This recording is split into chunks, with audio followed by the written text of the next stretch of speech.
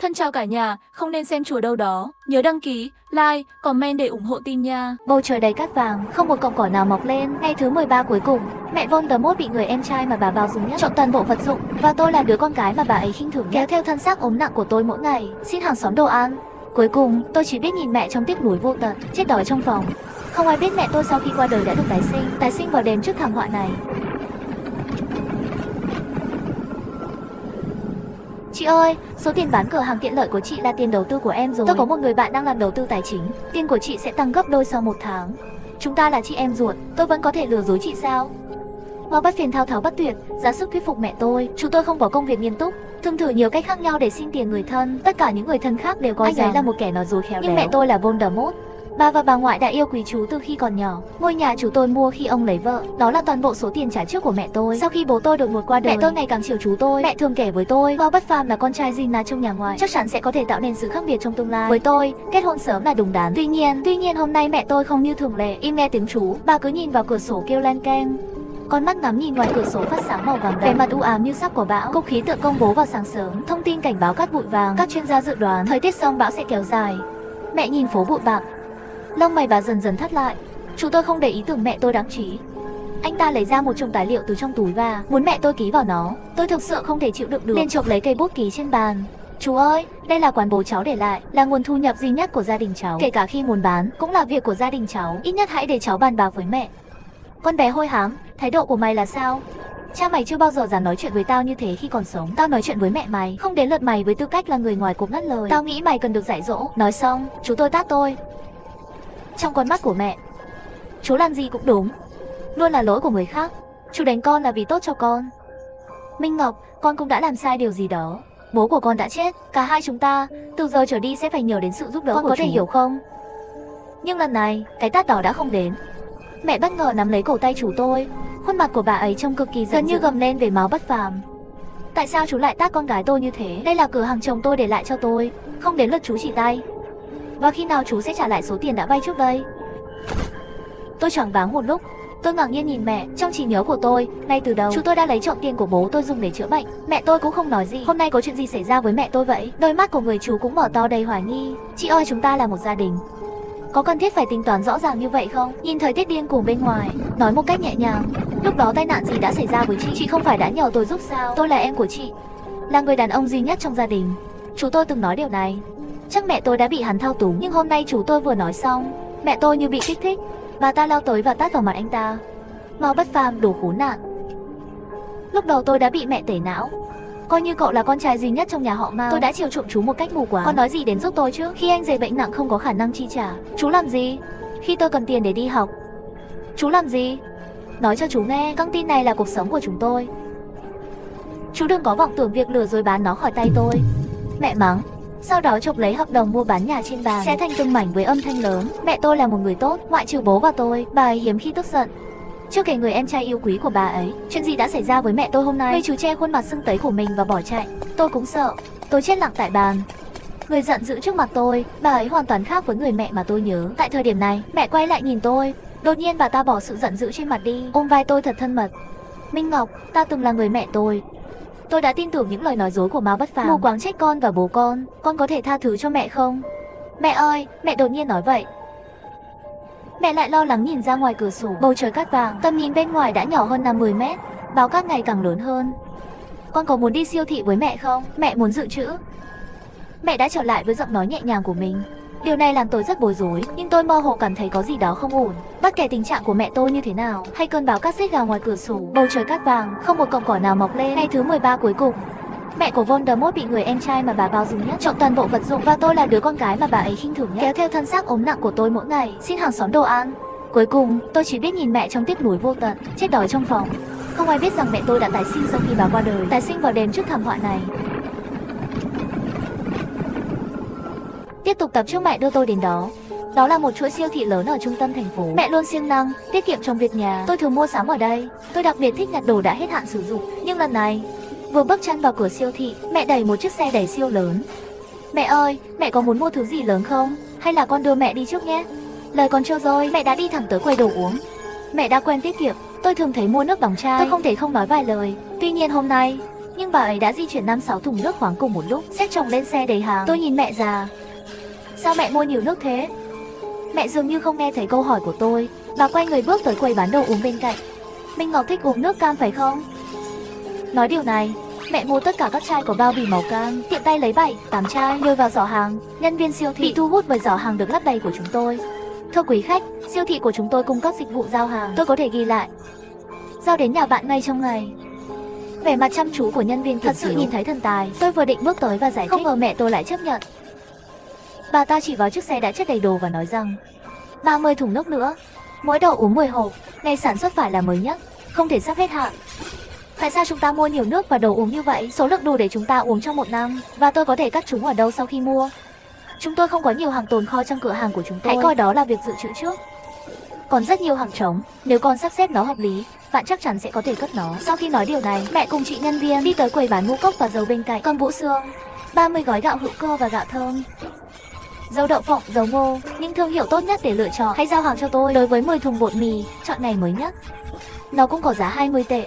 Người kiểm phiếu nhanh chóng ghi chép bằng bút. Tôi đã nghe những con số tuyệt vời. Tim, gan và lá lách của tôi đều đang chờ đợi. Gia đình tôi có cửa hàng tiện lợi trên phố, nhưng cửa hàng nào sẽ mua hàng từ siêu thị?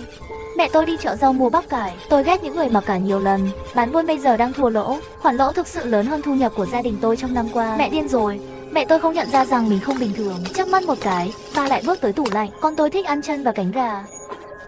Trong 10 gói loại 5 cân này, nem bò, cừu mỗi loại 20 hộp, kèm với 2 hộp bít tết và sườn cừu, tôm và sò điệp, cân 10 hộp cá chép và phi lê cá đen mỗi loại. Mẹ đang đọc cái này. Mặt khác, chúng tôi đến quầy chuyên sâu bên cạnh. Tôi bước 3 bước rồi ngồi xuống rồi lao tới chỗ mẹ. Hải sản đông lạnh không dễ bán. Nếu mua nhiều hàng như vậy chắc chắn bạn sẽ phải vứt đi. Và 2 tủ đông trong cửa hàng, không thể nào nó có thể chứa được nhiều thứ như vậy. Nhưng sau khi nghe điều này, mẹ lại mỉm cười và xoa tóc tôi. Đây là những món con thường thích ăn. Bán không được thì cứ giữ lại mà ăn từ từ thôi. Tủ đông không phải là vấn đề. Mẹ sẽ lên lầu lấy thêm vài món sau. 20 con gà nguyên con, vịt nguyên con và bồ câu, sườn heo, móng giò lợn, nội tạng lợn gần như giống nhau, cân 10 kg. Nhân tiện, hãy đảm bảo những loại thịt này là tươi nhất. Mẹ kéo chị nhân viên vừa rẽ vào góc siêu thị lại đi đến khu bán đồ ăn nhẹ, giống như bà ấy đang mua hàng trực tiếp. Trong chớp mắt, hàng chục đơn hàng đã được đặt, cho đến khi hàng chục hộp xi nắc được đặt và hơn 50 hộp khăn giấy cuộn. Cuối cùng mẹ cũng dừng. Tôi đã chết lặng. Ngay tại nơi tôi đang ở, nên mẹ tôi thì thầm trong đau khổ, không biết những thứ mình mua có đủ không.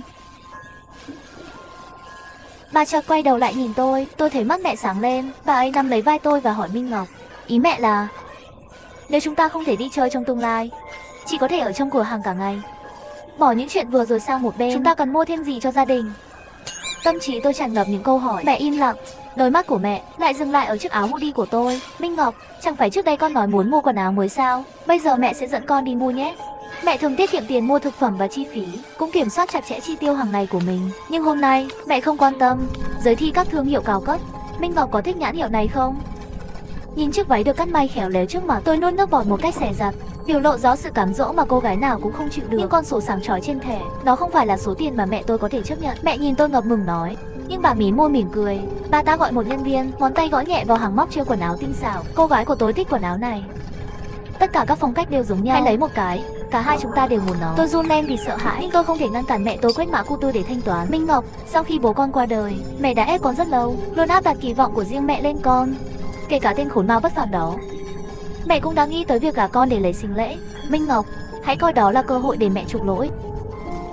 Mẹ nhìn chằm chằm vào mắt tôi. Thực ra có chút gì đó mong chờ trong giọng điệu của bà. Mẹ chất đầy 4 xe đầy hàng trước khi rời đi. Sau đó bà đưa tôi đến nhà hàng Tây ngon nhất trong siêu thị. Khi tôi trả phòng, tôi nhìn vào hóa đơn, những con số trên bằng chi tiêu của gia đình chúng tôi trong năm qua. Da mặt tôi trở nên trắng bệch luôn. Tôi vẫn đang tự hỏi chuyện gì đang xảy ra với mẹ tôi. Mẹ nhận thấy vẻ mặt ngày càng xấu xí của tôi. Bà ấy cười và nói rằng tiền trên danh nghĩa chỉ để tiêu, nên tận dụng thời gian khi có thể tiêu tiền, sử dụng tất cả, đợi cho đến khi tiền không thể mua được gì thì uổng. Lời nói của mẹ bị cắt ngang bởi một tiếng động lớn ngoài cửa sổ. Chỉ nhìn thấy những bảng quảng cáo nhỏ trong siêu thị. Thực ra nó đã bị cát vàng cuốn lên trời. Bầu trời cát vàng. Ngày thứ 13 tận thế không một cọng cỏ nào mọc lên. Người mẹ Voldemort bị người em trai cưỡng chế, trộm hết tài sản. Và tôi là đứa con gái mà bà ấy khinh thường nhất, kéo theo thân xác ốm nặng của tôi mỗi ngày, xin hàng xóm đồ ăn. Cuối cùng, tôi chỉ biết nhìn mẹ trong tiếc nuối vô tận, chết đói trong phòng. Không ai biết rằng mẹ tôi đã tái sinh sau khi bà qua đời. Tái sinh vào đêm trước thảm họa này. Tiếp nối tập trước dưới cát vàng. Biển quảng cáo vỡ rơi thẳng xuống. Một chiếc Mercedes đến lên cỡ lớn bị đá trúng. Nóc xe cũng được bọc bằng các khung kim loại bị biển quảng cáo là mốc. Tôi hít một hơi khí lạnh, bầu trời dường như trở nên u ám hơn, bị bao phủ bởi cát vàng. Nhiều người muốn về nhà càng sớm càng tốt. Một số nhân viên siêu thị cũng thất vọng hỏi, sắp tới tôi có thể nghỉ phép được không? Một cặp vợ chồng ngồi cạnh nhau giật mình vì va chạm. Tại sao gió và cát này ngày càng lớn hơn? Chúng ta cũng nên mua thứ gì đó trước, dự trữ trong căn hộ đề phòng. Cô gái lo lắng nhìn ra ngoài cửa sổ, nhưng bạn trai cô lại nhún vai không đồng tình. Chỉ là gió thổi, có khả năng làm tê liệt thành phố. Chẳng phải tin tức đã nói sao? Đây là một trận bão cát quy mô lớn. Vài ngày nữa sẽ ổn thôi, nên không cần phải dự trữ đâu. Tôi cau mày trong tiềm thức. Tôi nhìn lên và thấy mẹ tôi đã thanh toán hóa đơn. Mẹ đang thúc giục giao hàng đến tận nhà cho tôi càng sớm càng tốt. Mẹ tôi nhìn tôi và nói, đừng sợ. Bão cát là như vậy. Giờ không phải là thời điểm thích hợp để ra ngoài, gió thổi mạnh. Chúng ta sẽ quay lại khi gió và cát dịu đi một chút. Mẹ có vẻ bình tĩnh, nhưng tay phải của bà ấy vô thức chộp lấy chai nước khoáng trong xe đầy hàng, thỉnh thoảng run rẩy, như thể đó là chai nước cuối cùng còn lại. Lời mẹ nói đã thành sự thật. Sau một tiếng, gió và cát yếu hơn nhiều so với lúc chúng đến. Không khí tràn ngập mùi cát vàng nồng nặc, cảm giác như đi trong sa mạc. Tôi nghẹn ngào đến mức ho sặc sụa. Mẹ lập tức lấy nó ra khỏi túi, lấy mặt nạ chống bụi Ken 95 ra. Đầu tiên bà ấy đeo mặt nạ lên miệng và mũi, sau đó đeo cho chính mình. Sau đó quàng tay qua vai tôi và nhanh chóng bước vào xe. Cổng bãi đậu xe ngoài trời siêu thị.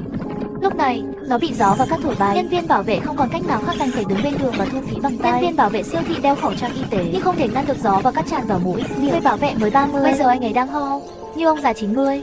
Tôi thấy nhân viên bảo vệ rất khó chịu, không khỏi nhìn mẹ ngồi ở ghế lái. Mẹ là người có trái tim ấm áp. Vào thời điểm dịch bệnh, mẹ luôn giúp đỡ những người không mua được khẩu trang. Sau năm 1995, tình trạng thiếu hụt các loại thuốc hạ sốt khác nhau. Mẹ lấy ít thuốc ở nhà, cũng phân phát cho hàng xóm. Nhưng mẹ tôi đang nhìn thẳng về phía trước, không có ý định giúp đỡ gì cả. Mẹ ơi, sao mẹ? Chưa nói hết câu. Mẹ tôi nhìn về phía trước với vẻ mặt kiên quyết. Minh Ngọc hãy hứa với mẹ, khi nguy hiểm ập đến, cứ chăm lo cho bản thân mình đi, không ai đáng để cứu, trong đó có cả mẹ nữa. Dù tình hình thế nào, có lẽ hôm nay mẹ chỉ ra ngoài với 2 chiếc khẩu trang thôi. Tôi thầm nghĩ. Lúc này, anh chàng bảo vệ cuối cùng cũng chuyển đường, chỉ ra rằng chúng ta có thể vượt qua. Nhưng tiếng ho khàn khàn của anh làm cho tôi cảm thấy phổi của anh sắp nổ tung ra khỏi miệng. Chắc chắn là nó đã xảy ra ngay trước khi chiếc xe cuối cùng. Tôi cũng thấy chiếc khẩu trang của nhân viên. Đột nhiên một màu đỏ đậm xuất ra. Anh ấy bị chảy máu mũi. Vẫn không thể nói cho anh biết có máu. Tôi định nhìn mẹ lần nữa nhưng rồi mẹ nhấn ga. Chiếc xe lao vút xuống phố.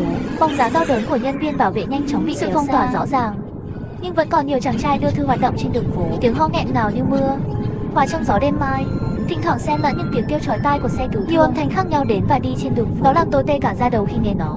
Mẹ ơi, chúng ta có nên dự trữ trước một số thuốc và khẩu trang không? Nếu cơn bão cát này tiếp tục như thế này, người ta ước tính sẽ có nhiều người mắc bệnh phổi. Tôi học tại một trường đại học y tế địa phương, vì vậy tôi biết rõ hơn nếu mọi người không được bảo vệ, tiếp xúc kéo dài với thời tiết nhiều cát, dễ bị bệnh bụi phổi do cát. Trường hợp nặng có thể gây suy hô hấp. Mẹ cầm vô lăng, run rẩy kịch liệt. Qua gương chiếu hậu, tôi nhìn thấy nỗi sợ hãi hiện rõ trong mắt bà ấy. Báo cát cũng hiện lên trên điện thoại, thông tin cảnh báo màu cam. Mẹ quay vô lăng, đến thẳng bệnh viện tuyến 3 gần nhất. Bác sĩ, kháng sinh, thuốc chống viêm và giảm sốt. Nhưng cái này có thể mua được bao nhiêu? Chống ho, đặc biệt nên kê thêm nhiều đơn thuốc để điều trị bệnh viêm mũi. Cả thuốc tây và thuốc bắc đều được chấp nhận. Bác sĩ ghi đơn thuốc. Mặt khác, ngước nhìn mẹ tôi một cách hài hước. Chị ơi, đây chỉ là một cơn bão cát bình thường thôi.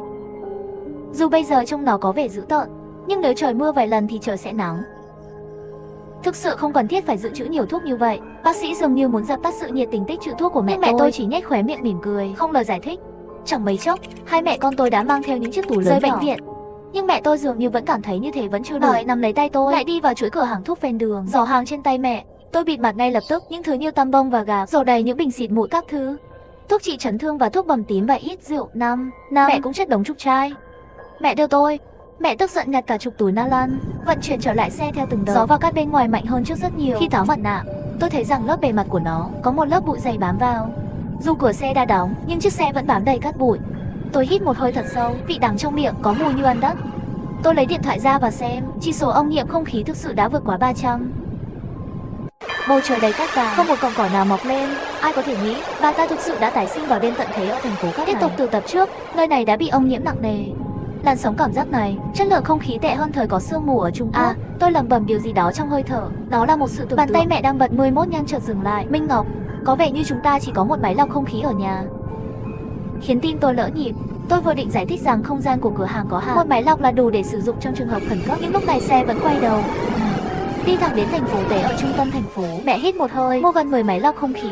Ngoài ra còn có hàng chục bộ lọc lớn nhỏ, pin và các phụ tùng khác. Không chỉ có vậy, mẹ cũng mua 2 máy phát điện và hàng loạt sản phẩm sinh tồn ngoài trời. Nhìn vào sợi dây leo núi trong túi mua sắm, đèn pin và hộp công cụ, tôi cảm thấy đau đầu dữ dội, nhưng mẹ tôi không nghe. Mẹ chỉ cần quét mã QR để thanh toán. Tôi không thể hỏi gì cả. Khi chúng tôi bước ra khỏi trung tâm mua sắm điện, trời đã tối rồi. Ông Tô bắt được sóng trên tất cả các kênh. Cơn bão cát quy mô lớn này, chuyến bay bị cấm, tàu cao tốc bị dừng, hàng loạt trường tiểu học, trung học đóng cửa, các biện pháp cấp cứu tại bệnh viện liên tiếp được ban hành. Tin mới nhất, thời tiết đầy cát, dự kiến sẽ kéo dài thêm 1 tháng nữa. Công chúng được yêu cầu bảo vệ cá nhân, không đi ra ngoài một cách không cần thiết. Nhưng ngay cả khi được gọi như vậy, đường vào giờ cao điểm buổi tối vẫn ùn tắc, tiếng ho liên tục và những tiếng ho khó chịu nối tiếp nhau trên đường. Chúng tôi đã bị kẹt xe hơn 10 lần trên đường thoát khỏi tai nạn giao thông. Cảnh sát giao thông, ngay cả cán bộ quản lý đô thị cũng tràn ra đường để giữ trật tự. Cả thành phố bị bao phủ bởi gió và cát, nhưng càng ngày càng khó hiểu, cái thời tiết chết tiệt này bao giờ mới kết thúc. Có cảm giác như mọi người sẽ phát điên trong vài ngày tới. Tôi phàn nàn bất lực. Làm sao mẹ có thể lúc nào cũng nghĩ đến suy nghĩ của tôi, đột ngột và gián tiếp. Điều này chỉ là khởi đầu, nó sẽ hỗn loạn hơn trong tương lai. Tôi bối rối nhìn mẹ. Bà dường như đã biết trước thảm họa này cuối cùng sẽ trở thành gì. Sau khi trở về, mẹ tôi đi ra bãi đậu xe. Tôi quay lại cửa hàng trước.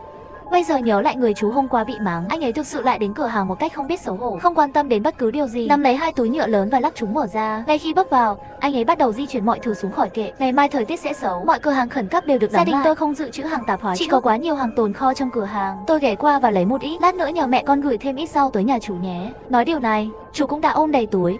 Hắn quay lại và muốn bước ra ngoài. Đúng lúc này mẹ tôi xách túi bước vào, mắt đối mắt. Trong giây lát bà đã hiểu chuyện gì đang xảy ra, tiến tới chặn đường chú. Mau Bất Phàm, cậu đã trả tiền chưa? Chị ơi, chị cũng biết cháu chị kén chọn mà. Chị thích ăn đồ ăn nhẹ của chị. Cậu ấy là con cháu trong nhà. Với tôi thì sao cũng được, nhưng không thể sai với cháu mình, phải không? Mẹ chế nhạo. Bà ta giật lấy nó từ tay chú tôi, giật lấy túi. Đó là con trai của chú, không phải con trai tôi. Hoặc trả tiền, hoặc ra ngoài. Không nhiều lắm, chẳng phải trước đây tôi cho chị mượn tiền và chưa trả lại sao? Có cần thiết không? Tôi nói chị biết, mẹ của chúng ta đang nhìn từ trên trời. Đừng quá đáng nhé. Chú còn chưa nói xong lời đe dọa, mẹ cũng nhặt cây chổi ở cửa. Cút, không trả tiền. Đến 1 lần, tôi sẽ đánh 1 lần. Chứng kiến chú tôi bị đánh đến nỗi ôm đầu bỏ chạy. Mặc dù tôi cảm thấy hạnh phúc thầm, nhưng vẫn không thể tin được. Khi bố tôi còn sống, chú tôi khi lấy thứ gì đó từ cửa hàng tiện lợi của tôi, hắn chưa bao giờ cho tôi một xu, thậm chí còn trêu chọc bố tôi. Ở tuổi này tôi chỉ có thể sống trong cái cửa hàng tồi tàn này. Trong ý thức của chú, đồ đạc trong nhà tôi đều là của anh ấy. Hôm nay mẹ không khỏe, nhưng bà ấy ngầu quá. Sau khi chú tôi lái xe đi 1 lần nữa, mẹ tôi hạ cửa cuốn sớm, đóng cửa tiệm. Minh Ngọc, con hãy sắp xếp lại đồ đạc trên kệ nhé. Hãy đặt chúng lên kệ đựng những món đồ sắp hết hạn sử dụng. Tập trung chúng một chỗ. Mẹ đang cố gắng nhường chỗ cho những món đồ mới mẹ mua. Bà đã từng nói, tôi chưa bao giờ quan tâm đến việc kinh doanh của cửa hàng. Mẹ tôi cúi đầu một lúc rồi lại bận rộn. Không có nhiều hàng tồn kho trong cửa hàng tiện lợi. 1 giờ sau, chúng tôi đã phân loại xong. Mẹ dạo này như đang nổi máu, không còn thấy mệt mỏi chút nào. Vừa xong việc bận ở đây, bà ấy giơ chiếc điện thoại di động của mình lên, chụp ảnh sản phẩm sắp hết hạn. Tôi ngơ ngác nhìn. Tôi phát hiện ra mẹ tôi thực sự đã đăng những bức ảnh này trực tiếp, đã gửi tới nhóm cộng đồng. Cửa hàng tiện lợi, bán thanh lý. Tất cả sản phẩm tại cửa hàng đều được giảm giá 30%. Ai đến trước được phục vụ trước. Tôi đã bị sốc. Ngăn nó lại nhanh mẹ ơi. Không phải chúng ta vừa nhận được hàng sao? Tại sao bạn lại được gột bỏ? Phải làm gì với tất cả những thứ đã mua trước đây? Mẹ tôi nhìn tôi lo lắng. Sau đó, chạm vào đầu tôi. Mẹ chỉ muốn họ cảm thấy mẹ con và con đã chuyển đi nơi khác. Gió mạnh và bụi phá hủy mọi thứ. Voldemort, mẹ tái sinh trong ân hận và oán hận vô cùng. Tôi cứ tưởng bà ấy sẽ tiếp tục bảo vệ bí mật của mình. Có ai có ý tưởng gì không? Tiếp tục từ tập trước. Minh Ngọc, con có tin mẹ không? Đợi cho đến khi mọi thứ hoàn tất, mẹ sẽ giải thích cho con. Sau khi bố con rời đi, mẹ là người duy nhất. Mẹ sẽ không bao giờ làm hại con. Mẹ vừa nói xong, nhóm cộng đồng bùng nổ. Gió mạnh và trời đầy cát. Kết quả là nhiều người chỉ có thể ở nhà, dành thời gian lướt điện thoại. Ngay khi tin tức được đưa ra, ngay lập tức nổ tung. Tại sao chị Mao đột nhiên ngừng bán? Giải phóng mặt bằng bao nhiêu ngày? Khi nào bạn di chuyển? Mẹ không còn để ý đến tôi nữa. Thay vào đó, bà chọc vào màn hình để trả lời từng cái một. Khó khăn về doanh thu kinh doanh. Ngôi nhà đã được bán lại, phải dọn đi trong tuần này. Chỉ mất 2 ngày. Có thể bán bao nhiêu? Trong khi mẹ tôi đang trả lời tin tức, chú tôi cũng tham gia vui vẻ và gửi tin nhắn riêng cho bà. Có vẻ như chị đã nghĩ về nó. Sau khi chuyển cửa hàng, chỉ cần đưa tiền trực tiếp vào thẻ của tôi. Nhân tiện, hãy để lại một số thứ trong cửa hàng cho tôi. Cháu trai lớn của chị muốn ăn kem, nhờ Minh Ngọc gửi cho tôi. Tôi có thể đưa một ít tiền làm việc vặt. Mẹ tôi trông có vẻ lạnh lùng khi nhìn thấy nó. Không chút do dự, bà đã đưa chú tôi vào danh sách đen. Cửa hàng tiện lợi của tôi là một doanh nghiệp cải tạo khu dân cư. Nó ở tầng 1 của tòa nhà chung cư. Thời tiết ở Sa Thạnh, cửa vào, cửa ra bên ngoài đã bị khóa, chỉ còn lại cánh cửa nhỏ bên trong. Hàng xóm nhanh chóng nhìn thấy tin tức. Họ lần lượt đến cửa hàng để nhặt những món còn lại. Người đều là người quen cũ. Họ nghe nói mẹ tôi dự định nghỉ hưu, tất cả đều thở dài vì xúc động. Chỉ 1 ngày làm việc, hầu hết đồ trong cửa hàng đã được dọn sạch. Hôm nay dọn hàng xong, chúng ta sẽ rời đi vào ngày mốt. Trong khi con đường vẫn được thông xe, mẹ nhắc lại cho mọi khách hàng. Đồng thời, ánh mắt hướng về phía bên ngoài cửa hàng. Thông tin cảnh báo bão cát do đài quan sát khí tượng đưa ra hiện tại đã được nâng cấp lên mức đỏ cao nhất. Khi tôi ra ngoài đổ rác vào buổi sáng, tôi cảm thấy như những con gió mịn giống như hạt bụi bé nhỏ vù qua. Những người hàng xóm đến nhặt rác cũng đều được trang bị đầy đủ. Mọi người đều đã trang bị khẩu trang. Tôi đã giúp đỡ mẹ tôi. Càng nhìn tôi càng cảm thấy nụ cười trên mặt mẹ có chút cứng ngắc. Hàng xóm tới cửa hàng mua, tất cả họ lần lượt rời đi vào lúc này. Người mẹ có phần bối rối, cuối cùng cũng nhận ra ánh mắt xò xét của tôi. Sững sờ một lúc, Minh Ngọc, bà hỏi với nụ cười gượng gạo, con có nghĩ mẹ bị điên không? Tôi không dám gật đầu, nhưng biểu hiện của bà càng ngày càng làm tôi lộ rõ. Mẹ tôi nhìn thấy vậy liền thở dài một hơi, cuối cùng cũng nói ra sự thật. Hôm qua tôi có một giấc mơ kỳ lạ. Trong giấc mơ nó cũng giống như bây giờ, thế giới bất ngờ gặp bão cát cực lớn. Thành phố sớm rơi vào bế tắc, nước và điện bị cắt, người ta chết đói.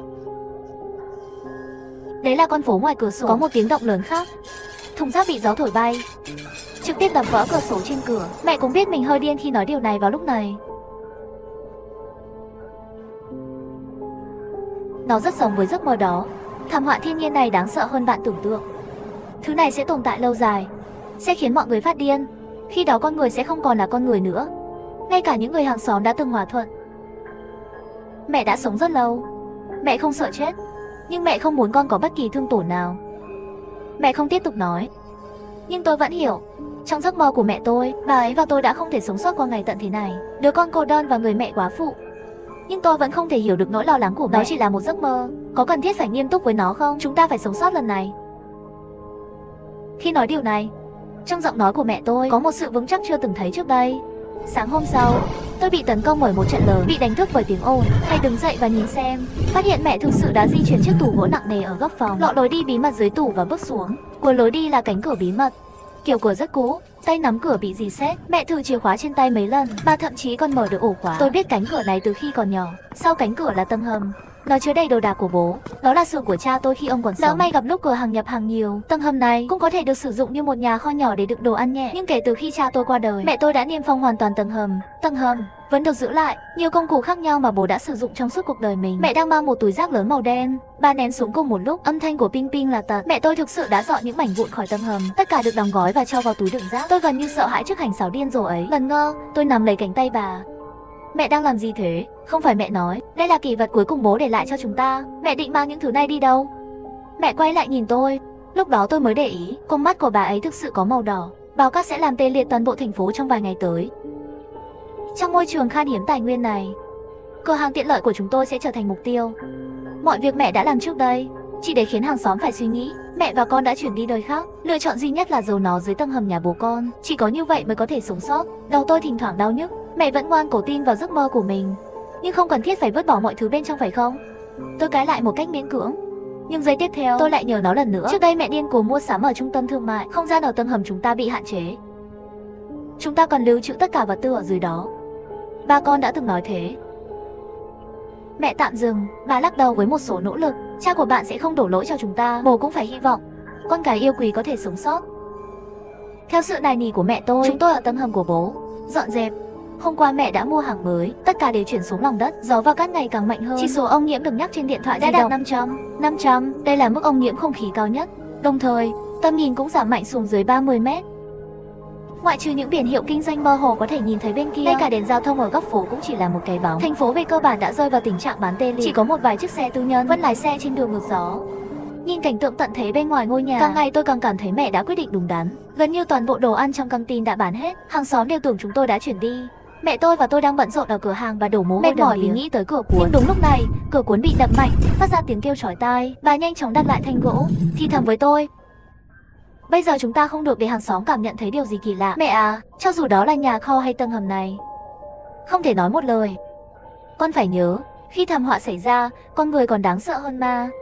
Mẹ vỗ nhẹ vào vai tôi, sau đó bà ta mới điều chỉnh lại thái độ và mở cửa. Dù tôi không tin vào giấc mơ của mẹ, nhưng nhìn về mặt căng thẳng của bà ấy, tôi vẫn còn hoang mang. Tôi nổi da gà khắp người. Lúc này cửa cuốn đã được nâng lên. Ai biết được điều gì đang chờ đợi ngoài cửa lại là người chú ma ám của tôi. Mẹ thấy đó là anh ấy. Bà muốn hạ cửa xuống khi hắn chưa kịp phản ứng. Không ngờ chú tôi giơ tay ngăn lại. Lần này chú tôi không còn cười đùa vui vẻ nữa, thậm chí trên mặt hắn còn có dấu vết nham hiểm. Mấy ngày nay chị phát điên lên vì chuyện gì vậy? Chặn tôi. Tại sao thậm chí không chào hỏi khi chuyển đi? Và chị đã chuyển cửa hàng của mình cho ai? Chị nghĩ rằng có thể thoát khỏi tôi nếu chuyển đi. Mẹ tôi lạnh lùng nhì. Bà vô thức nắm lấy con dao tiện ích trong tay. Tôi đã chuyển đi, không liên quan gì đến cậu. Ra ngoài đi, chú không được chào đón ở đây. Đôi mắt của chú tôi lang thang giữa tôi và mẹ tôi, đột nhiên nhìn tôi một lúc. Trên mặt hắn hiện lên một nụ cười nham hiểm. Tôi hiểu, có phải Minh Ngọc đã khiêu khích ở bên ngoài? Con khốn nạn này đang bán mọi thứ để lấy của hồi môn. Người mà tôi đã giới thiệu với nó trước không phải coi thường chúng sao? Tại sao chị lại nóng lòng muốn tìm đàn ông? Chị biết dù có thế nào đi nữa thì cũng không thể kết hôn nữa. Im đi, mặt tôi đỏ bừng khi nghe điều này. Trong lòng tôi có sự tức giận. Người mà chú tôi đã giới thiệu cho tôi cách đây không lâu là một chàng trai béo ở độ tuổi 40. Người đó là bạn của anh ấy. Hai người vô gia cư có tính chất hách dịch. Lúc đó mẹ tôi vì nể, bà ấy thậm chí còn ép tôi gặp anh ấy một lần. Tôi vẫn không thể quên được. Con lợn béo hói đó nhìn tôi với ánh mắt bẩn thỉu. Lúc này chú tôi nhắc đến sự việc này, rõ ràng là chỉ muốn làm nhục tôi. Nhưng mẹ tôi phản ứng nhanh hơn tôi, bà ấy trở nên giận dữ hơn. Bà ta giơ đồ long đào lên và chĩa thẳng vào chú mình. Mau Bất Phàm, nghe cho kỹ nhé, đừng có nghĩ đến việc bắt nạt Minh Ngọc khi tôi ở đây. Con dám nói xấu con gái tôi nữa à? Tôi sẽ giết chú bây giờ. Chú tôi không ngờ mẹ tôi lại thành thật như vậy. Làm sao người dân bình thường dám dùng dao? Hoảng hốt trộm lấy vài gói đồ ăn nhẹ, chạy ra khỏi căng tin trong tình trạng hỗn loạn, nói những lời cay nghiệt khi chạy. Cao Huệ Vân, tôi đánh giá cao chị quá rồi. Chết tiệt, đừng tưởng mình cao sang. Nói cho chị nghe, tôi sẽ không trả lại một xu số tiền tôi đã vay. Khi thời cơ đến, hai người sẽ cần đừng quỳ xuống cầu xin tôi. Mẹ nhìn mặt chú. Đột nhiên bà nhếch mép. Tới đi, cho con trai chú ho ra máu khi hít thở. Không khí trở nên ô nhiễm. Đừng quên lời nói của chú. Ngay cả khi muốn cầu xin tôi thì tôi cũng đã chuyển đi. Chú tôi bối rối khi nghe điều này. Như để trút giận, anh ta lật đổ những chiếc kệ ở cửa, sau đó bước đi. Sau khi thoát khỏi sự vướng mắc của chú mình, bầu trời dần tối lại. Mẹ tôi và tôi đã đặt đồ dùng, tất cả chuyển xuống tầng hầm. Sau đó đợi gió, cát, nhiệt để lắng xuống, vác hành lý lên xe, lái xe ra khỏi khu phố, rồi bí mật lái xe nhỏ về lần nữa, đánh lừa người khác. Tất cả đều được bán cho hàng xóm với giá rẻ. Đêm đó gió và cát mạnh đến mức đáng sợ. Chúng tôi trốn dưới tầng hầm, bạn có thể nghe thấy tiếng gió hú, nhưng sắc mặt của mẹ tôi, tâm trạng đã thoải mái hơn nhiều so với những ngày qua. Hộp các tông xếp dọc theo bức tường. Tôi lục lọi và tìm ra nguyên liệu làm nền. Tôi lại lấy lòng heo ra khỏi tủ lạnh, thịt cuộn và các loại rau tươi. Những thùng lớn nhỏ lấp đầy tầng hầm và những lúc như thế này, không những không làm cho mọi người thấy hỗn loạn và chật chội, ngược lại, nó mang lại cảm giác an tâm khó tả. Có lẽ là do hưng phấn. Tôi đã ngủ chết cả một ngày. Gần nửa đêm, cả mẹ và tôi đều không cảm thấy buồn ngủ chút nào. Cập nhật tình hình báo cát mới nhất. Một số thành phố ở phía Bắc hiện đã bị phá hủy hoàn toàn. Quản lý tài sản, vui lòng kiểm tra xem người này là ai. Ngôi nhà gần như bị thổi bay và chúng tôi tiếp tục sống trong đó. Nếu có sự cố xảy ra, phải chịu trách nhiệm. Sự hoảng loạn giống như một loại virus lan truyền nhanh chóng trên internet. Xem video kinh dị trên mạng xã hội. Cuối cùng tôi đã tin vào giấc mơ của mẹ tôi. Tôi cảm thấy hơi hoảng loạn vô cớ. Chỉ có thể giảm bớt sự lo lắng của mình bằng cách giải nén. Nhưng vào lúc con dao giấy cắt băng dính, tôi bất giác cau mày. Tại sao mua nhiều camera như vậy? Ngay cả khi nó được lắp đặt ở mọi hướng trong nhà của chúng tôi cũng không đến số này. Sau khi tôi nhắc nhở mẹ chợt nhớ tới, nhanh lên và nói rằng tôi gần như đã quên. Tận dụng buổi tối, hãy nhanh chóng lắp đặt camera tại tòa nhà chung cư. Dạo này ít người ra ngoài. Về cơ bản tôi ở nhà, cẩn thận và cải trang để không bị phát hiện. Tôi bối rối khi nghe, tôi đưa tay ra gãi đầu. Mẹ tôi thấy vậy liền kiên nhẫn giải thích. Mái hành lang và cầu thang mỗi tầng, lắp 2 camera mỗi cái. Bằng cách này, ngay cả khi chúng ta di chuyển dưới lòng đất cũng có thể luôn hiểu được tình hình trong cộng đồng. Nhìn vẻ mặt nghiêm túc của mẹ tôi không thích nên tôi cãi mẹ một cái. Liệu có điều gì đó sẽ xảy ra trong tòa nhà? Những người sống xung quanh, họ đều là những cô dì chú bác lớn tuổi. Tại sao chúng ta theo dõi và để mắt tới họ? Mẹ thở dài lắc đầu. Minh Ngọc, đừng bao giờ đánh giá thấp bất cứ ai. Khi cuộc sống thay đổi, con người có thể tàn nhẫn hơn họ nghĩ gấp trăm lần. Tôi có linh tính, mọi thứ sẽ thay đổi sau ngày mai. Lời tiên tri của mẹ cuối cùng đã thành sự thật. Bao cát không hề lắng xuống theo thời gian. Ngược lại, tôi và mẹ tôi, đêm sau khi lắp đặt camera, sức gió của báo cát bất ngờ tăng lên gấp 10. Một cơn gió mạnh đang tới, nó xé nát cả con phố với sức tàn phá khủng khiếp. Cột điện ngã, mất điện, nhà cửa, cây cối, biển báo đường bộ và mọi thứ khác, tất cả đều bị nhổ khỏi đường phố. Xe riêng đỗ bên hông cũng bị gió thổi bay. Âm thanh cảnh báo tài xế ô tô hầu như từ sáng đến tối, bụi bặm và kêu ríu rít, giống như một bàn tay khổng lồ màu đen và xám đánh cả thành phố. Bầu trời bên ngoài cũng tối, khả năng hiển thị giảm trực tiếp xuống một chữ số. Khi tôi nhìn ra ngoài qua camera giám sát, tôi phát hiện ra biển điện treo cao phía đối diện quán phần lớn đã bị gió mạnh xé nát. Nhưng may mắn thay, các cơ sở điện ở khu vực chúng tôi hoàn thành việc nâng cấp cách đây vài năm, thay dây cáp được chôn dưới lòng đất. Nếu không, sau cơn gió mạnh này, tất cả các khối nhà phải cắt điện chung. Nhìn cảnh tận thế trong bóng tối, tôi cảm thấy sợ. Ngược lại, mẹ tôi hoàn toàn bình tĩnh lại. Mặc dù tôi chỉ có thể sống dưới tầng hầm, nhưng dưới sự hướng dẫn của mẹ tôi, chất lượng cuộc sống không hề suy giảm. Mẹ chủ yếu nghiên cứu công thức nấu ăn. Việc kiếm đủ thức ăn cho tôi trở nên quá đắt đỏ. Các bà mẹ ngày xưa luôn ngại ăn mặc. Mặc dù rõ ràng là bạn giàu có nhưng bạn đang sống rất vất vả, thậm chí còn rẻ hơn của Mao Bất Phàm. Một gia đình lòng lang dạ sói. Bây giờ trong cảnh ngay tận thế, mẹ gác lại những ám ảnh cũ. Ngược lại, tôi sống thoải mái hơn rất nhiều so với sự bình yên dưới tầng hầm. Thành phố bên ngoài không còn yên bình nữa. Trong thời kỳ báo cát dữ dội này, hệ thống điện liên tiếp bị phá hủy với các cuộc tấn công vũ lực. Trạm điện tuy nằm trên đường nhưng đã được thay thế hoàn toàn. Nhưng thành phố cũng có một nhóm các biện pháp hạn chế. Lấy khu phố của chúng tôi làm ví dụ, mỗi ngày chỉ có khoảng 6 tiếng cung cấp điện. Thành phố một thời đông đúc, trong chớp mắt nó biến thành một thị trấn ma. Cơn bão cát này giống như một cục tẩy khổng lồ. Nó mỗi lúc đều đang diễn ra, đốt cháy dấu vết tồn tại của con người, vai khối cung ứng và vận tải cỡ lớn, còn gây ra hàng loạt tác dụng phụ khủng khiếp. Phản xáo hoạt động của công dân dần hẹp, dần dần họ bị mắc kẹt trong vòng tròn sống nhỏ bé của chính mình. Vì vậy không có quỹ đạo của vật chất, tín hiệu mạng bị gián đoạn. Các phương tiện truyền thông đưa tin về thảm họa thiên nhiên này được đặt tên theo bão cát đen. Ban đầu đây là một loại thời tiết khắc nghiệt ở môi trường sa mạc, nhưng tôi không biết tại sao cát trên thế giới như đang phát điên. Bây giờ hóa ra là vụ tai nạn kinh hoàng kỳ lạ dẫn tới những khu vực thường xuyên có hoạt động của con người. Chỉ vài tháng thôi, nhiều ngôi nhà nhỏ ở thiên lạc xa xôi đã bị hút bởi gió và cát, biến mất khỏi bản đồ mãi mãi. Số liệu thương vong đặc biệt ban đầu sẽ được phát hành lần lượt, nhưng sau đó số người mất tích tăng theo cấp số nhân. Một người vẫn đăng video ngày hôm nay có thể chết ở nhà vào ngày mai. Mọi người ngầm đồng ý, không dám đếm những con số vô dụng đó nữa.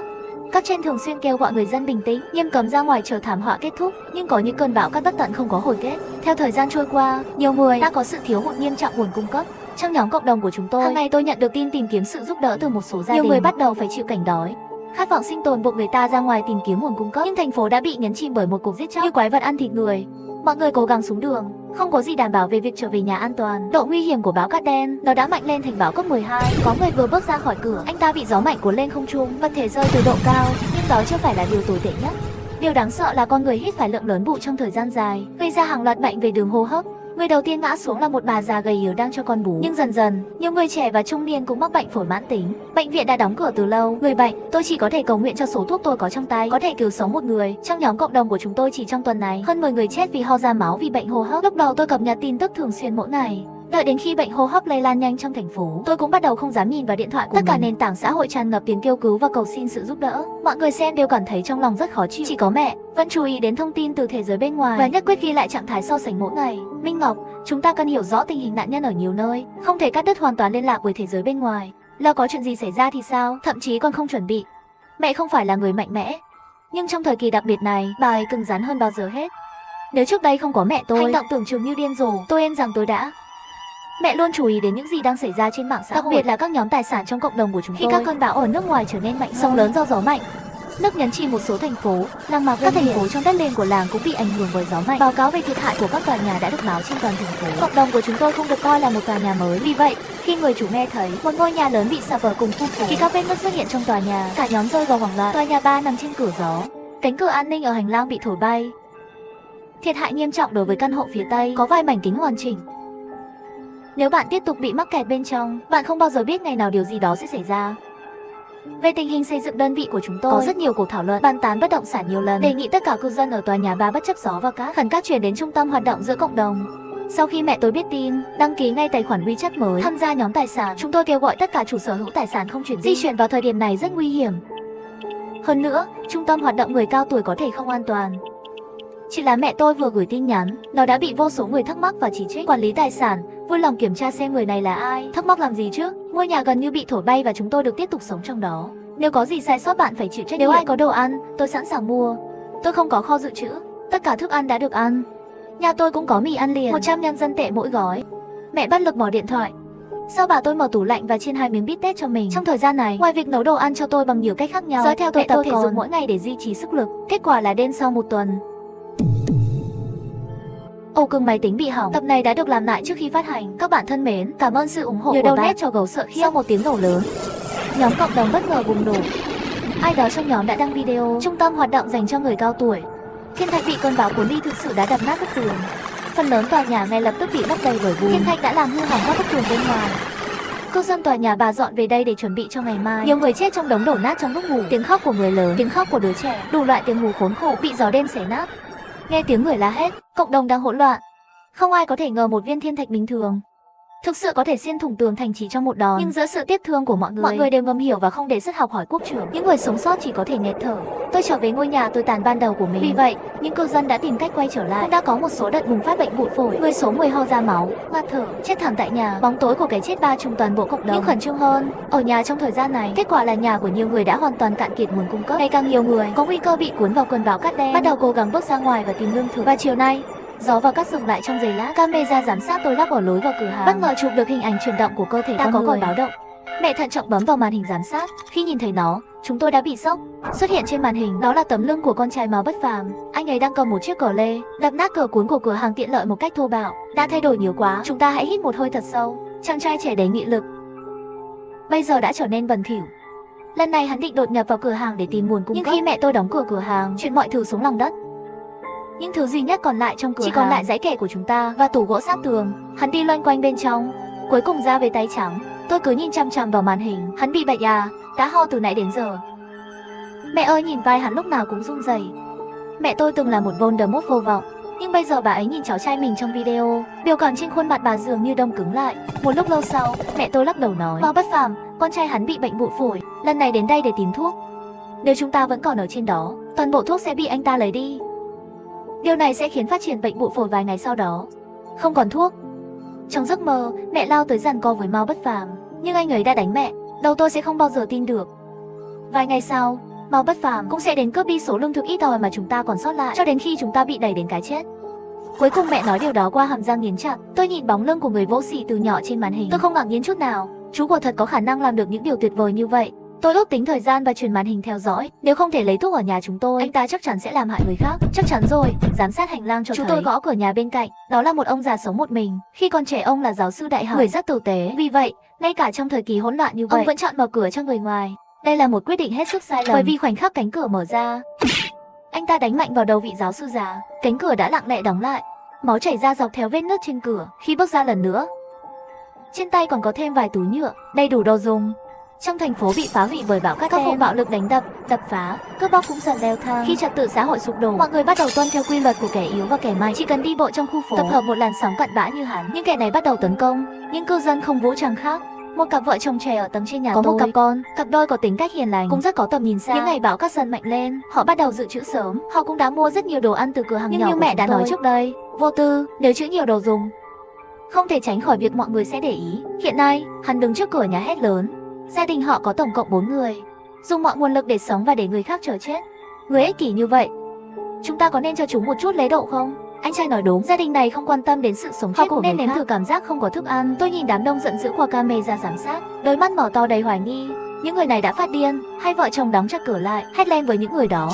Họ nghĩ cửa an ninh có thể chặn bọn côn đồ bên ngoài, nhưng thật ra một chiếc rìu, lửa, dao bếp, búa, tất cả các loại vũ khí giết người có thể tưởng tượng được.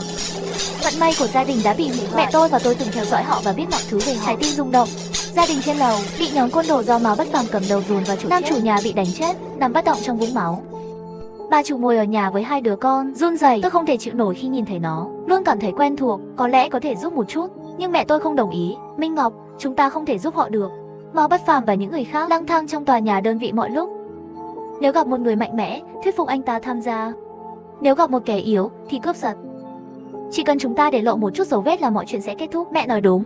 Toàn bộ tòa nhà đơn vị hầu hết đều bị bọn côn đồ do chủ tôi cầm đầu cướp phá. Tòa nhà đơn vị khác cũng có những người như chủ tôi xuất hiện. Nếu như không phải mẹ tôi là người nói dối về việc chuyển đi và đóng cửa, bây giờ cửa hàng tiện lợi của chắc nó đã bị thanh tẩy rồi. Và vào lúc này, hệ thống cung cấp điện của thành phố gần như tê liệt. Người dân ngày càng hành xử điên cuồng. Người môi giới bất động sản giả câm điếc thấy dấu hiệu bạo loạn. Để ngăn chặn tình hình hoàn toàn vượt khỏi tầm kiểm soát, công ty quản lý tài sản đã đưa ra sáng kiến mới trong nhóm. Chúng tôi muốn thu thập nguồn cung cấp. Vì thế, không chỉ các nguồn lực hiện có thể được sử dụng hợp lý hơn, nó cũng có thể giúp đỡ những gia đình đang gặp khó khăn. Cư dân được yêu cầu giao tất cả đồ dùng cho khu nhà. Chúng tôi sẽ bố trí người phối hợp triển khai. Tôi đọc thông tin trong nhóm tài sản. Tôi nghĩ đây có thể là một giải pháp cho vấn đề.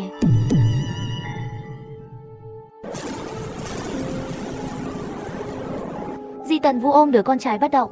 Bà quy xuống hành lang trong sự xấu hổ tột độ, cứ khóc. Tiếp tục từ tập trước. Đây là một ý tưởng không thể tìm kiếm được nữa. Mọi người sẽ chết một lần nữa. Mẹ lắc đầu cười gượng. Nếu không có gợi ý này, nó không giống như cộng đồng hoàn toàn hỗn loạn. Và ngay khi mẹ tôi vừa dứt lời, tôi nhìn vào cuộc trò chuyện nhóm liên tục được làm mới. Tôi kêu lên, thực sự đúng. Những người đấy phải đánh nhau.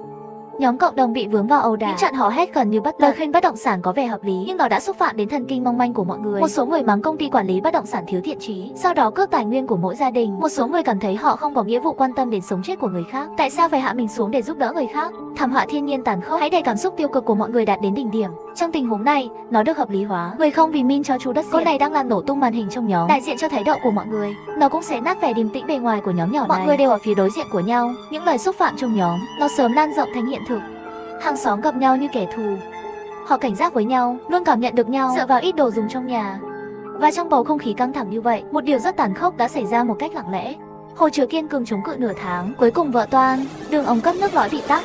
Qua đêm, tất cả người dân trong thành phố đều kinh hoàng khi phát hiện ra rằng nước chảy trong ống nước ở nhà bắt đầu loãng hơn, nước trở nên ít hơn và đục hơn. Mỗi lần một lớp cát dày được lắng động, mọi người cuối cùng cũng nhận ra câu hỏi đó tôi chưa bao giờ dám nghĩ đến. Nước sắp bị cắt, cư dân cao tầng là những người đầu tiên bị cắt nước. Dù báo cát đen có đến, mỗi hộ gia đình đều có chế phẩm trữ nước tương ứng, nhưng khi nguồn nước thực sự bị cắt, người dân vẫn trong cơn hoảng loạn chưa từng thấy. Khoảng một tuần nữa trời cao tầng thấp cũng rơi vào tình trạng thiếu nước. Tôi đã lắp đặt hệ thống giám sát ở hành lang. Tôi đã ghi lại cảnh tượng kinh hoàng này. Chú sống ở tầng cao, điên cuồng cướp nhà hàng xóm, dao kề cổ của bé trai 8 tuổi. Anh ta đang cầm một con dao làm bếp, lưỡi dao đã làm xước cổ cậu bé. Cô từ chối cứu con.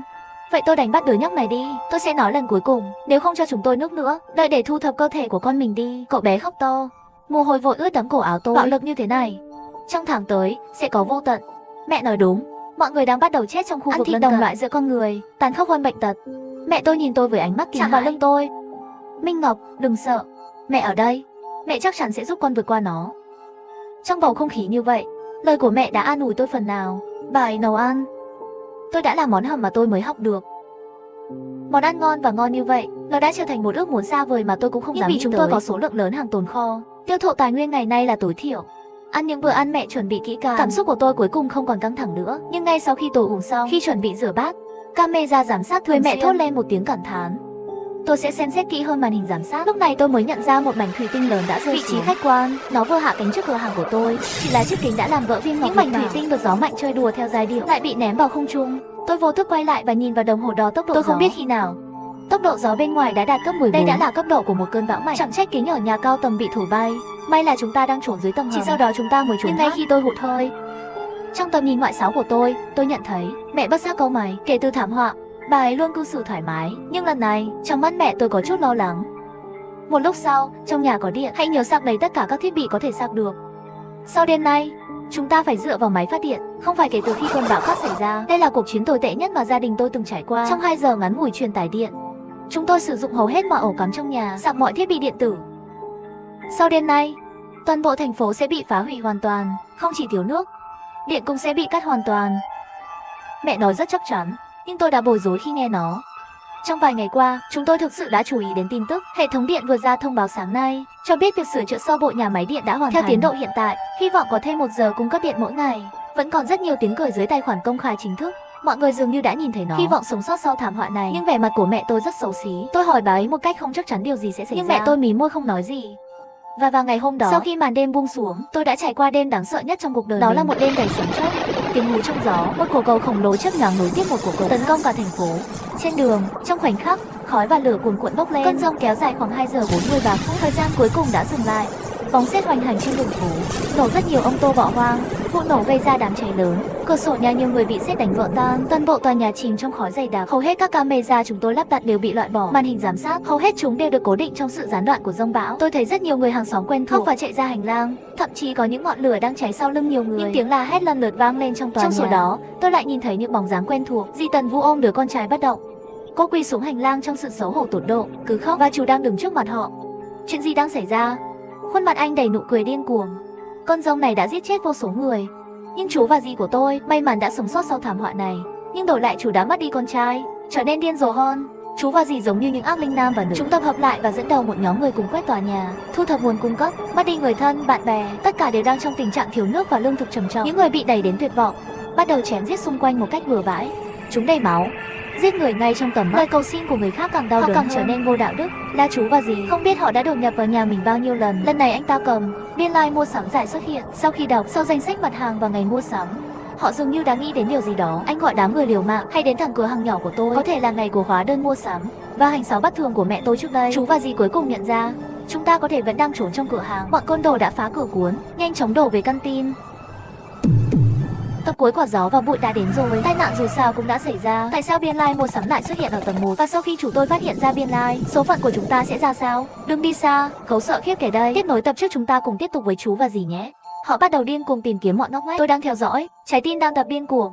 Mẹ chặn tôi lại phía sau, giữ chặt con dao tiện ích trong tay. Minh Ngọc, nếu họ xông vào muộn hơn, con trốn đằng sau mẹ. Mẹ sẽ không bao giờ để bất cứ điều gì xảy ra với con. Đột nhiên, chuyển động của chú tôi chậm lại, ngẩng đầu lên và nhìn thẳng vào màn hình. Sau đó hắn quay đầu nhìn về phía tầng hầm. Một nụ cười điên cuồng xuất hiện trên khuôn mặt của chú. Giây tiếp theo, âm thanh của bước chân được di chuyển đến từ phía trên. Mẹ ơi, giữ cửa lại. Tôi lập tức đập tủ lạnh. Cửa bí mật tầng hầm không chịu được sự xâm nhập. Mẹ cũng vội vàng làm theo, xếp đồ dùng phía sau tủ lạnh để chặn cánh cửa bí mật. Bùm bùm, tiếng nổ sau cánh cửa, tiếng đập lần lượt bùm bùm, sau đó là tiếng rìu lửa chặt cánh cửa bí mật. Dưới sự đánh đập điên cuồng của một nhóm người, cánh cửa bí mật nhanh chóng bị cắt thành một khe hở. Sau đó, một bàn tay to gầy va chạm từ khe hở. Sau đó, tôi thấy một nửa khuôn mặt của chú tôi dính đầy máu cũng xuất hiện sau cánh cửa bí mật. Minh Ngọc thực sự đang ở đây. Chị ơi, chị thật là một con người tàn nhẫn, đã nói dối tôi. Làm thế nào tôi có thể tha thứ cho chị được? Tôi ngẫu nhiên nhặt cả đông lạnh trong tủ lạnh, đánh vào mặt chú tôi. Mẹ giơ con dao lên, đang cố gắng đẩy những người này trở lại. Nhưng họ càng ngày càng điên rồ hơn, cảm thấy cửa bí mật sắp bị xông vào. Nhóm súc sinh này đang ở thời điểm hiện tại. Toàn bộ tòa nhà và tầng hầm nhỏ này, tất cả đều bắt đầu rung chuyển dữ dội. Cảnh báo bão cấp 17 được phát qua đài. Cả mặt đất rung chuyển, kính bên ngoài của cửa hàng nhỏ bị gió mạnh thổi bay hết. Tiếng gió hú theo vết nứt trên cánh cửa bí mật, tiếp tục đổ lượng lớn cát xuống tầng hầm. Chưa có ai nhìn thấy cảnh này, ngay cả những kẻ tuyệt vọng cũng sợ hãi. Tất cả những người trông hung dữ chỉ một giây đều phát điên và chạy về nhà. Bác vừa ra khỏi tầng hầm, giây tiếp theo anh biến mất. Trong màn hình giám sát, mơ hồ có thể nhìn thấy chú đứng ở đâu, được bao phủ bởi một núi cát lớn, máu đỏ sẫm. Với gió và cát chảy vào tầng hầm, và dì và những người đó đã bị gió mạnh và những mảnh vụn trong gió cuốn đi, bay thẳng lên trời và biến mất. Mẹ nhanh chóng sử dụng những tấm ván còn lại từ trước, bịt kín những khoảng trống trong cánh cửa bí mật, đã chặn gió và cát, nhưng trận cuồng phong trên vẫn chưa lắng xuống. Màn hình duy nhất còn lại trên màn hình nhắm mục tiêu các tòa nhà đơn vị khác trong cộng đồng. Một cột gió khổng lồ màu xám đen đang nhô lên khỏi mặt đất. Chỉ cần một cái chớp mắt, tòa nhà đơn vị phía trước đã bị cột gió nuốt chửng, sụp đổ trong chốc lát. Đây là một loại lốc xoáy mới. Cột gió của cơn lốc xoáy bất ngờ xuất hiện, lan truyền nhanh chóng xung quanh các tòa nhà cao tầng trong cộng đồng. Những tòa nhà cao tầng đang phải đối mặt với cột gió đáng sợ này, giống như đám mân âu. Những tòa nhà lần lượt sụp đổ hai bên. Chỉ cần một cái chớp mắt, việc phong tỏa đã biến trung tâm thành phố thành một khoảng trống, một biển đổ nát của các tòa nhà, mảnh cốt thép, đồng thời bị lực hút cực lớn cuốn lên. Lúc này tôi cảm thấy đầu óc mình hoàn toàn trống rỗng.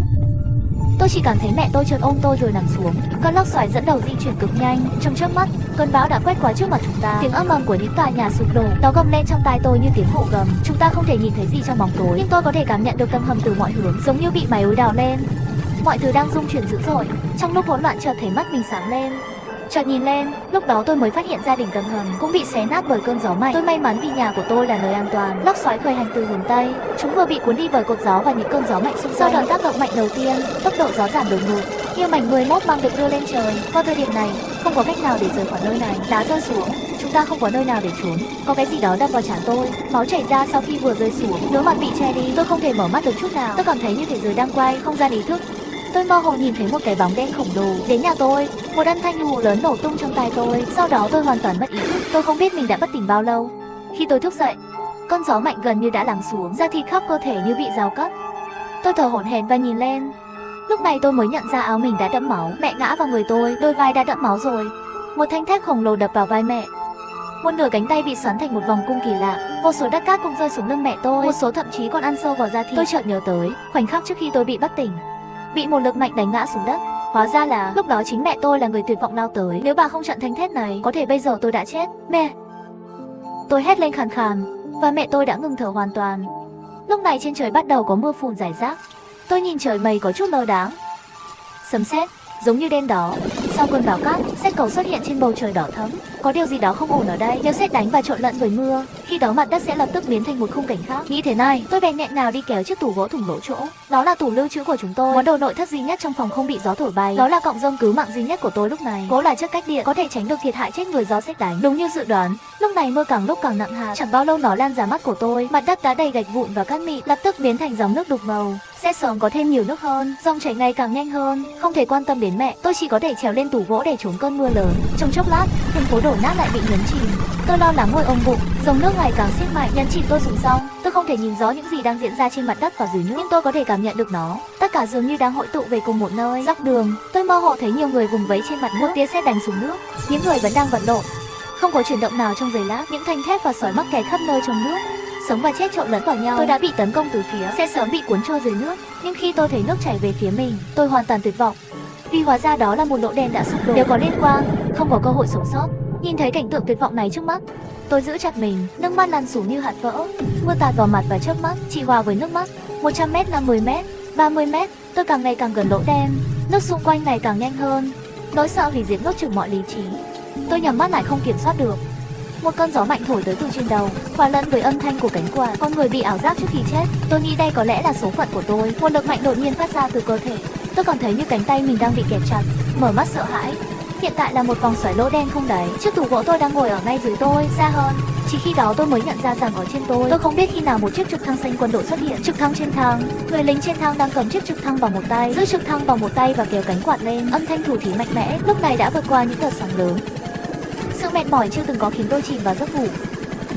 Thành phố có 356.000 cư dân. Những người sống sót mức độ thương tích khác nhau đang được gửi đến. Đã tìm thấy 10.566 người sống sót với mức độ thương tích khác nhau. Công tác tìm kiếm và cứu hộ vẫn đang được tiến hành. Sau cơn gió mạnh, số nạn nhân ước tính là từ 250.000 đến 280.000. Hoạt động tìm kiếm và cứu hộ quân sự đang diễn ra. Xin người dân đừng từ bỏ hy vọng. Một tia nắng chiếu vào mặt tôi thấy mình đang nằm trong quân đội. Bên trong chiếc lều xanh lớn, nằm bên cạnh có rất nhiều người sống sót như tôi, một người một giường, tất cả đều có mức độ tổn thương khác nhau. Họ đều là những người sống sót sau thảm họa thiên nhiên này. Tôi nhận ra mình vẫn còn sống, thực sự sống. Chú đã tìm thấy mẹ tôi chưa? Bà ấy ở tầng hầm cửa hàng tiện lợi của chúng tôi. Xin lỗi, chúng tôi chỉ tìm thấy bức thư này. Nó đang ở trong tài khoản của bạn. Đó là một bức thư nguệch ngoạc, nhưng tôi có thể nhận ra đó là lời nhắn của mẹ tôi, Minh Ngọc. Khi mẹ tôi viết lá thư này, mẹ đã sớm không còn, không thể giữ được con, cãi nhau với chú của con. Cuối cùng, mẹ bị chú giết. Xin lỗi vì đã không bảo vệ con lúc đó. Chú của bạn bị đá rơi trúng nhưng không chết, bò ra khỏi đống đổ nát. Với chút sức lực cuối cùng, hắn muốn giết chúng ta. Mẹ yếu đuối quá. Không ngờ cả đời mình lại có em trai. Hóa ra cuối cùng anh ta lại độc ác đến vậy. Giấc mơ của mẹ như được tái sinh. Đó là lỗi của bà và mẹ. Làm hư chủ đến thối nát. Mẹ xứng đáng bị như vậy. Người mù quáng bao dung kẻ xấu cũng sẽ không kết thúc tốt đẹp. Đừng buồn về cái chết của mẹ. Bức thư đó là do mẹ tôi cố ý để lại. Mẹ không thể chịu đựng được, thực sự để chú con làm càn.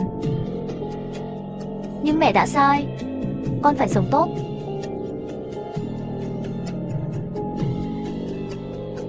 Tôi là sinh viên tốt nghiệp y khoa. Hết.